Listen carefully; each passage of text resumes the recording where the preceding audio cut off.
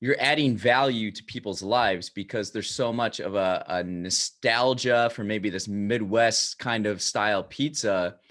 Do you find that it's really like those memories that people have that they can't get on the West Coast?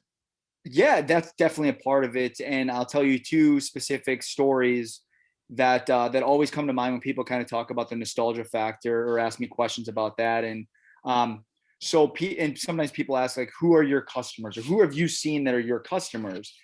And I've actually, it's everybody. For Midwesterners, I'm providing that nostalgia. I'm Yeah. providing them a taste of home. But for Portlanders and others that aren't from the Midwest or didn't grow up eating the style of pizza, I'm providing something new, a Yeah. new style of pizza that they've never had before. So I'm kind of providing pizza for whoever.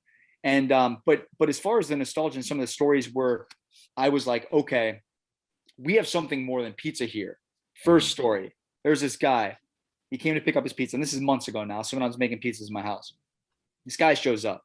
He's decked out in Bulls gear, and I'm like, I'm like, hey man, I'm like, did you put all that on just to pick this pizza up? And he's like, yeah. And I serve my pizza in bags, traditional Okay. pizza bags, not boxes, pizza bags. And the pizza I make does have a distinct smell. Okay. It does. Like this style of pizza has a distinct smell. And I'm coming down the stairs. I have this bag, and you can kind of get the whiff, and I think it all hit him at once or something because he started to tear up. And I was like, oh man, hey, I'm like, everything good? And he's like, yeah, sorry, just like everything kind of hit me at once. The bag, the smell and everything. And he's like, me and my dad, we used to get pizza every Friday, and he passed away a few years ago. So it basically all hit him at once. And these are kind of some of there's been a number of stories kind of like this, different, but like this that Yeah. people have told me. But this is one, and then I'll tell you one more. This is kind of where the light bulb went off. Okay. Where I'm like, okay, I'm making pizza. It tastes okay, but I'm providing something else for a lot of people, and it's more than pizza. And this other story it's kind of a little heavy, I guess. But I get this message, I get this DM on Instagram from this girl. It was time stamped like 11:30 or something like that. So it's 11:30 p.m. And I wake up in the morning and I see it, and it said something along the lines of, "Hey Jerry, I had your pizza, a month or so ago. Some friends got one. I had it. It was great." And I told my mom about it. My mom, I don't know if she was from Chicago or if she had lived there for a number of years, but now she asks me about the pizza every day. And, I've been doing at-home hospice with my mom. And every day she asks me, when's the pizza? When's the pizza? When's the pizza?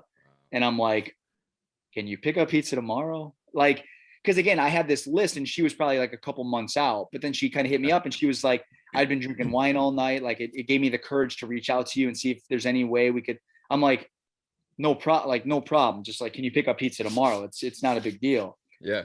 Are you serious? I'm like, yeah, just how's noon or something. And great. So I make this pizza, and then she comes, she picks up, she's like, thank you. And then she takes it back to her mom. And about, I don't know if an hour or two passed or something, and then she hits me, she messages me and she says, hey, I haven't seen my mom eat so much in months.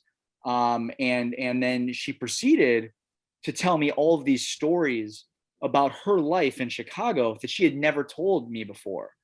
Oh, wow. And then she ended up passing away like a couple weeks later. So Wow. that's when this light bulb goes off. I'm like, oh shit, like we have something, we're making something that's more than pizza for a lot of people.